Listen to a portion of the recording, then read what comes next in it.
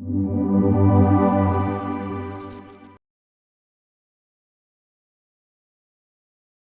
بيكم في حلقه جديده من كدبه ومصدقينها. والله انا عملت الحلقه دي عشان بصراحه التكييف الواحد ونص ده مظلوم جدا. هو سعره حلو قوي بالنسبه للتكييفات اللي بعد كده، وفي نفس الوقت اغلب الشركات او اغلب الموزعين لما تروح لهم يجوا يوصلوا لك الاوضه يقول لك التكييف ده ما ينفعش. طب هو ليه ما ينفعش؟ بالعقل كده، كل تكييف ليه قدره تبريد معينه.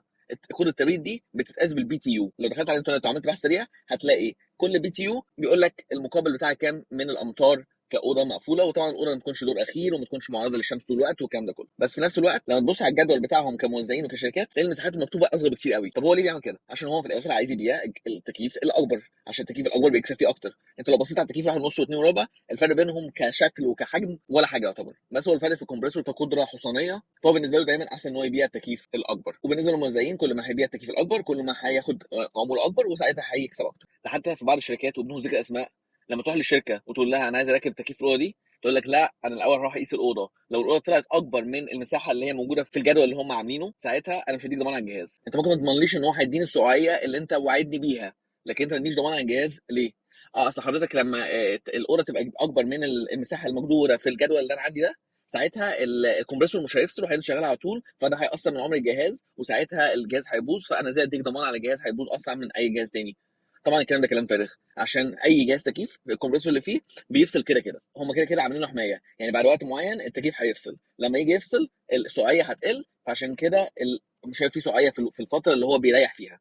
وساعتها الاوضه مش توصل للدرجه اللي انت ممكن تكون متخيلها لو الاوضه اكبر من الجهاز اللي هو مركبه. بس في كل الاحوال الكلام ده لما نكون عايز تكييف ساقع قوي، يعني انا بحب التكييف يبقى 16 ويبقى الاوضه ثلاجه طول الوقت. ومع ذلك في اغلب الاوقات المساحه اللي هم كاتبينها في الجدول بتبقى اصغر بكتير قوي من المساحه اللي هو الجهاز ممكن يغطيها. الحاجه الكوميديه اللي لقيتها اكتر ان في بعض الموزعين بيبيع لك التكييف اغلى من الشركه بس بيديك ضمان على اي حاجه.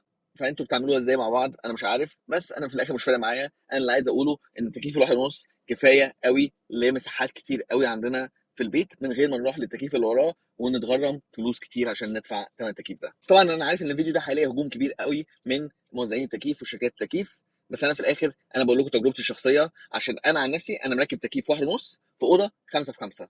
هل الاوضه بتبقى ثلاجه؟ لا، الاوضه بتوصل ل 19 و20 درجه مئويه، حلو قوي بالنسبه لي. وفي نفس الوقت هل التكييف باظ؟ لا، بقى له اكتر من 10 سنين شغال وما فيهوش اي مشكله. يا ريت تكون حلقه النهارده عجبتكم، ولو عندكم اي افكار لحلقات تانية يا ريت تكتبوا لي في الكومنتس تحت، وما تنسوش طبعا تعملوا لايك وشير وسبسكرايب.